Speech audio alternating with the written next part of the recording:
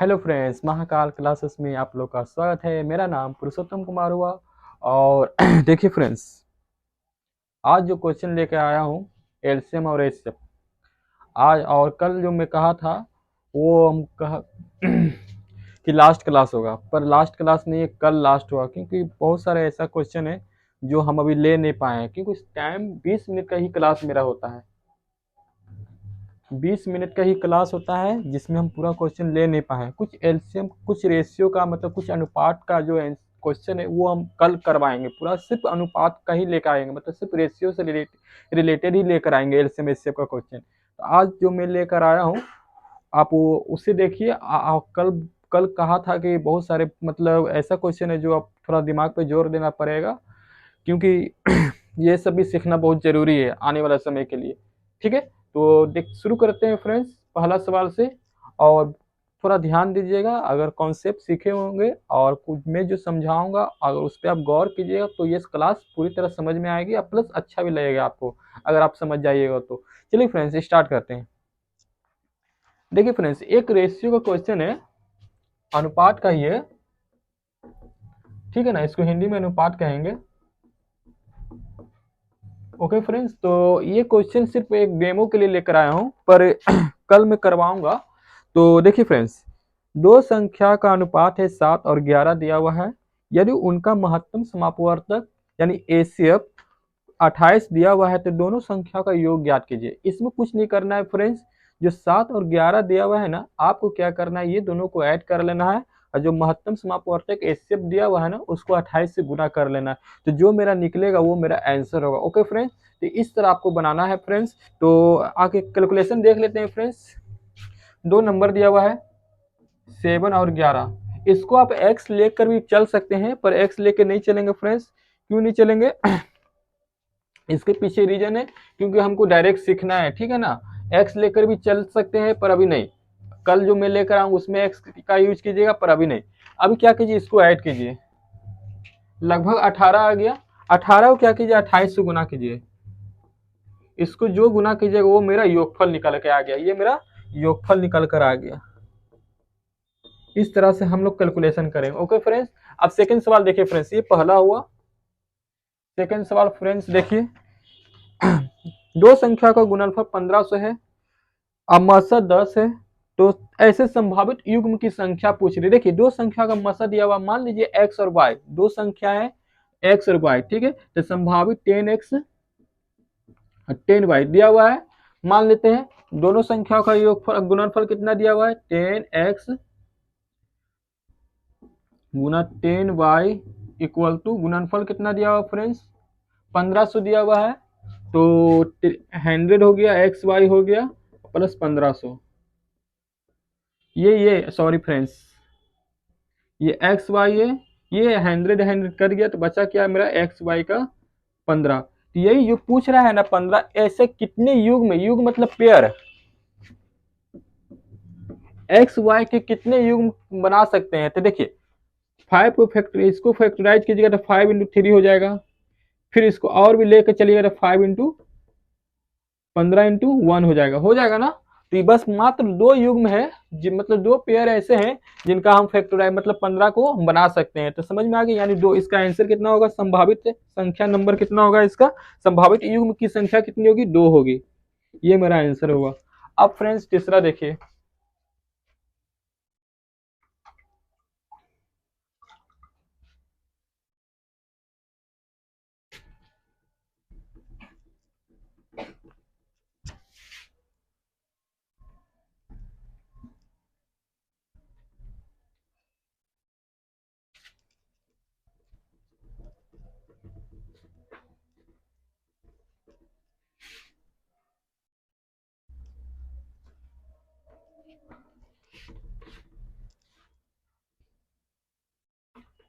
देखिए ये जो सवाल है फ्रेंड्स, इसमें थोड़ा दिमाग लगाना पड़ेगा आप लोग को। ये तीसरा नंबर मेरा सवाल हुआ। थोड़ा क्वेश्चन डिस्प्ले पर आप देखिए, आप पढ़िए, इसको समझने की कोशिश कीजिए, ठीक है। उसके बाद हम समझा रहे हैं। देखिए दो संख्या का महत्तम समापवर्तक 21 दिया हुआ है और उनका लघुत्तम समापवर्तक महत्तम समापवर्तक 221 गुना है। यदि उन संख्याओं में से एक संख्या 200 और 300 के बीच है, यानी एक संख्या 2 और जैसे एचसीएफ और एलसीएम दिया हुआ रहता है ना फ्रेंड, और ए इंटू बी दिया हुआ है और होता है ना, एक मिनट देखिए, एचसीएफ इंटू एलसीएम होता है, ए इंटू बी होता है। तो कह रहा है क्या, 200 एक संख्या है जो 200 और 300 के बीच है। एक संख्या क्या है मेरा, 200 और 300 के बीच है। तो जो दूसरा नंबर है उसका योगफल पूछ रहा है, मतलब जो मतलब मान लीजिए 35 आया, तो इसका योगफल कितना हुआ, 3 + 5, यानी ये इस तरह से आंसर पूछ रहा है निकालने के लिए। तो कैसे निकालेंगे फ्रेंड्स, आखिर क्वेश्चन आपको समझ में आ गया और क्या करा, कुछ नहीं करा, सिर्फ बी बोल रहा है निकालने के लिए और उसका युग्म बोल रहा है निकालने के लिए। कैसे निकालेंगे फ्रेंड्स, चलिए देखते हैं। देखिए कह रहा है क्या, एचसीएफ दिया हुआ मेरा फ्रेंड्स कितना, आराम से सीखना है, ठीक है, 21 दिया हुआ है, पर एक कंडीशन और दिया हुआ, क्या, एलसीएम। एलसीएम क्या किया हुआ है, एलसीएम दिया हुआ 221, बोल रहा है जो एचसीएफ है इससे 221, मतलब जो मेरा एलसीएम है एचसीएफ से 221 गुना बड़ा है, 221 गुना है, 221 गुना मतलब इससे 221 गुना बड़ा है एलसीएम। क्लियर फ्रेंड्स, ये समझ में आ रहा होगा क्योंकि इस तरह से लिए, ठीक है। तो मान लीजिए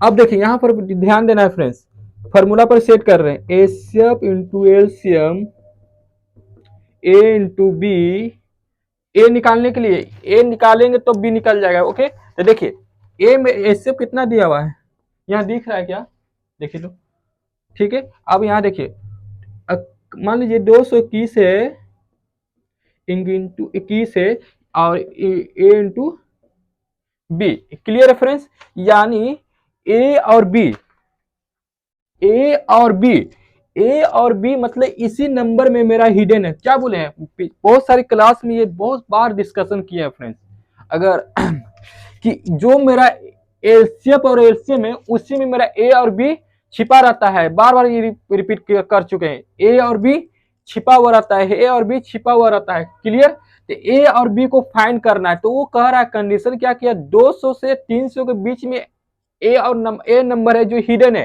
तो 200 और 300 के बीच में। तो कैसे निकालेंगे फ्रेंड्स, ए और बी का, ए और मान लीजिए ए निकालना है तो कैसे निकालेंगे, पॉसिबल है, पर ए और बी दोनों नंबर इसमें, ए और बी इसमें दोनों नंबर छिपा हुआ है, ओके फ्रेंड्स। पर ए और बी निकालना है, कैसे निकालेंगे, तो देखिए कंडीशन दिया हुआ है 200 और 300 के बीच में जो नंबर निकलेगा वो मेरा ए है, तो जो बचेगा वो मेरा बी हो गया। यहाँ पर देखिए 21 है, 221 है इंटू 21 है, ये नंबर है, तो इसको आप फैक्टराइज कीजिएगा फ्रेंड, 13 इंटू 17 हो गया, क्लियर फ्रेंड्स। अब देखिए क्या करना है, 21 को 13 से गुना कीजिए, 21 को 17 से गुना कीजिए, 21 into 13 friends, 21 into 17 friends, clear. अब इसको गुना कीजिए, 13 एकम 13 फ्रेंड्स, देखिए हम हिंदी मीडियम से पढ़े हुए इसलिए 13 एकम 13, कुछ कुछ थोड़ा इंटर में चले गए थे तो इंग्लिश हो गया था, इसलिए थोड़ा दोनों मिक्स हो जाता है, ठीक है। 13 एकम 13 हो गया, 13 दूनी 26, ठीक है, 13 दूनी 26, 26 एक कितना हुआ फ्रेंड्स, 26 एक 27, यानी 273, ये तो पहला नंबर ये निकल गया। अब इसका 17 एकम 17 कैरी एक, और 17 दूनी 34, 34 एक 35, क्लियर फ्रेंड्स। अब देखिए क्या करा, 200 से 300 के बीच में बोल रहा है ना, जो मेरा 200 से 300 के बीच में क्या है, ए है, ये क्या है, ए है, यानी ए मेरा निकल गया, तो बचा क्या मेरा बी, इसका योगफल पूछ रहा है, इसका योगफल आप ऐड कीजिएगा तो कितना हो गया फ्रेंड्स, 3 + 5 + 7, तो 7 3 10 15, यानी 15 मेरा आंसर हुआ फ्रेंड्स, क्लियर फ्रेंड्स, क्लियर हो गया एकदम पूरी तरह, ये क्लियर हो गया होगा आपको। देखिए फिर से रिवीजन कर दे रहे हैं, रिपीट कर दे रहे हैं, देखिए ये आप जानते हैं, एचसीएफ एलसीएम जानते हैं, सभी बच्चे जानते हैं, ठीक है। एचसीएफ दिया हुआ साफ साफ उसमें 21 21 दिया हुआ है, ठीक है। बोल रहा है क्या, जब भी जानते हैं एलसीएम बड़ा होता है, एलसीएम क्या होता है, बहुत बड़ा नंबर निकलता है ना, अरे 60 और 80 का दिया हुआ एलसीएम निकालने के लिए, 60 और 80 का एलसीएम निकालेंगे तो बहुत बड़ा नंबर में आएगा। तो इसी तरह अगर नए बच्चे को जो समझ रहे कि 21 यहाँ क्यों गुना किए हैं, तो आप याद रखिए कि एलसीएम हमेशा बिगर नंबर होता है।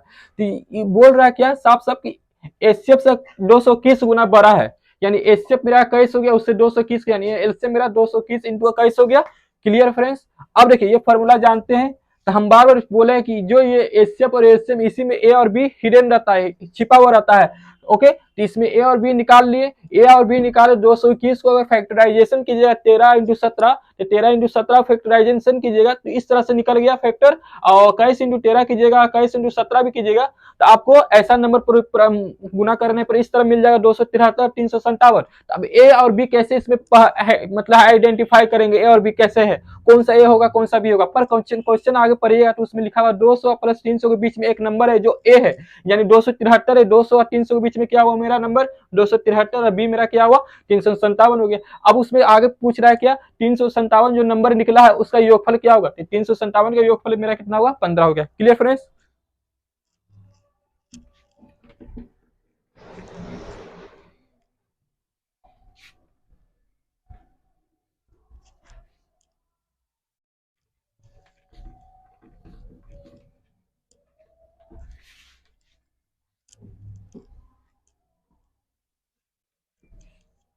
अब चौथा देखिए फ्रेंड्स,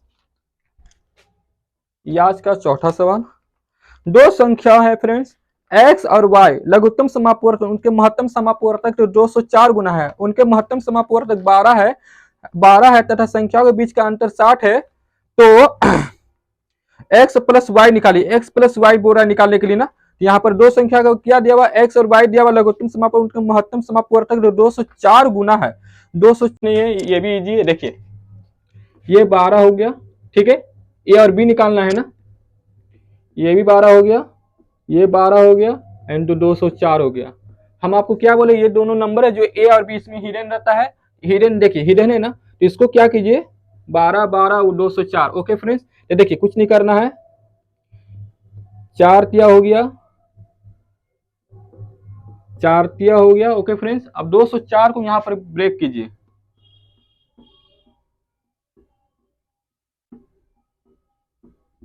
51 दूनी हो गया, यानी इसका फैक्टराइजेशन किया तो 2 इंटू 51 हो गया। ओके फ्रेंड्स, ये आ गया। अब क्या करना है फ्रेंड्स, अब देखिए 4 तिया 12, 4 तिया 12, 12 12 144 और 144 को 2 से गुना कीजिए तो कितना आ गया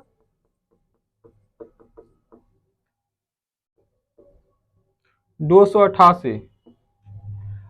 51 को 2 से गुना कीजिए,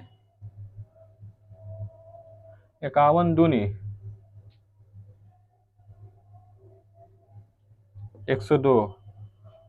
अब 60 लाना है, 60 102, 4 तिया 12, 4 तिया 12, 12 12 144, 144 को 2 से गुना किए, 51 चौक है, 51 चौक 204, 4 तिया 12, 4 तिया 12 144।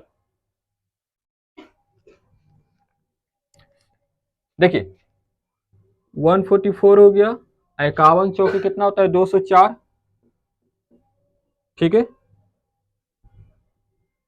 51 चौके 204 और 4 तिया 12, 4 तिया 12 ये हो गया। इसको आप बी मानिए, इसको ए मानिए, ठीक है। अब देखिए क्या बोला, दो संख्याओं का अंतर कितना दिया हुआ 60 दिया हुआ है ना, जब 204 को 144 से घटाएंगे, 4 4 4 0 हो गया, और 10 में 4 गया 6 हो गया, यानी मेरा 60 हो गया। यानी ए मेरा दो संख्याओं का अंतर कितना है x माइनस वाई बराबर 60, यानी ये मेरा प्रूफ हो गया। यानी x ए का मान कितना है 204 और बी का मान कितना हुआ 144। अब पूरा इन दोनों का योगफल, योगफल आप निकालिए 204 और प्लस 144 कितना हो गया 348 मेरा आंसर हुआ फ्रेंड्स। क्लियर फ्रेंड्स, थोड़ा सा मिस्टेक हो गया था, पर कैलकुलेशन में मिस्टेक हो गया था, पर बनेगा इस तरह। कैसे निकाले फ्रेंड्स, देखिए कह रहा था वहां साफ साफ लिखा हुआ था दो संख्याओं का अंतर, तो हम बार बार रिपीट कर चुके हैं, ये दो संख्या है जो इसमें हिडन रहता है। तो दो संख्याओं को आप इस तरह से फैक्टराइजेशन कीजिएगा कि घटाने पर 60 आ जाए, जैसे अभी थोड़ा सा मिस्टेक हुआ था, पर घटाने पर 60 आ जाए। तो गुना कीजिएगा तो आप घटाने पर इस तरह से घटाना है कि 60 आ जाए। तो हमने क्या किया 204 को 4 तिया 12, 4 तिया 12 यानी 144, 4 तिया 12, 12 12 को गुना किया तो 1, यहाँ के भी गुना कीजिए ना, 12 12 कितना हुआ 144 हो गया, और 204 तो 144 को क्या किया बी मान लिए, और 204 को क्या मान लिए ए मान लिए। तो इन दोनों को घटाने पर पता चला कि 60 आ रहा है, यानी ये दो नंबर मतलब मेरा क्वेश्चन से क्लियर हो गया कि ए और बी इसी तरह का नंबर है, 204 144 है। तो बोला दोनों का योगफल निकालने के लिए, तो दोनों का इस तरह योगफल आप निकाल सकते हैं, यानी 348 मेरा आंसर हुआ। Okay friends,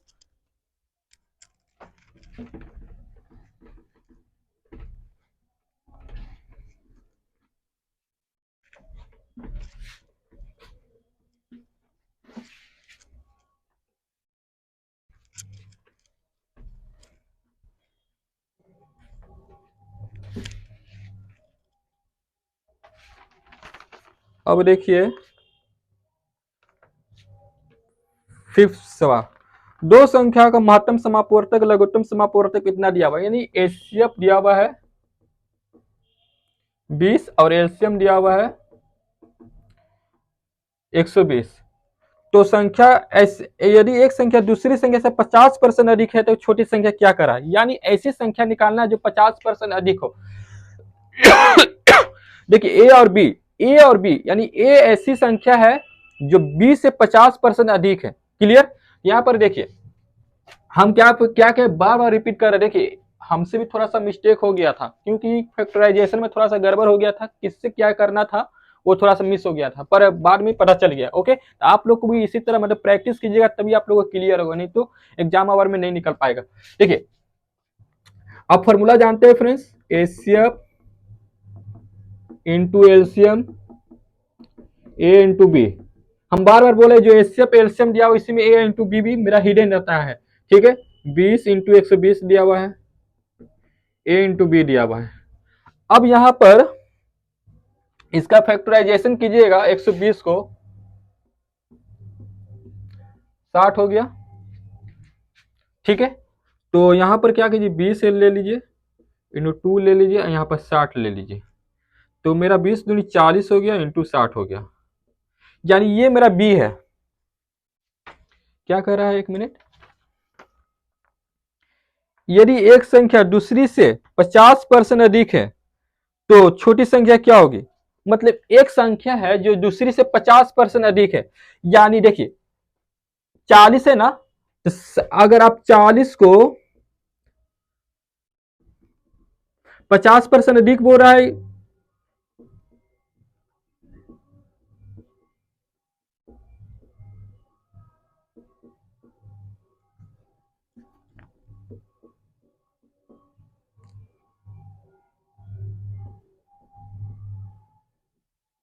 one by two हो गया यानी 20।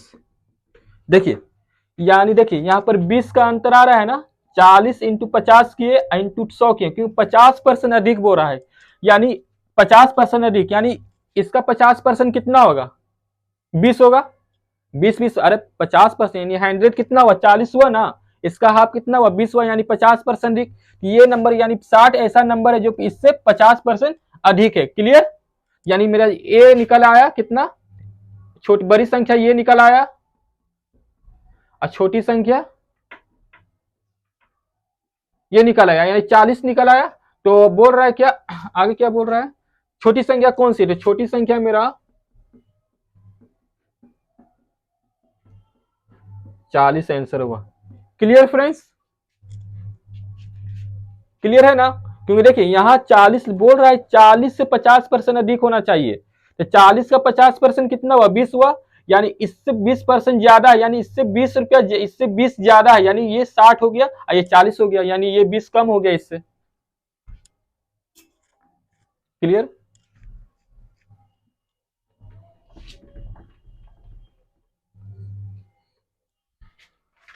आगे देखिए फ्रेंड्स, बस लास्ट सवाल है ये,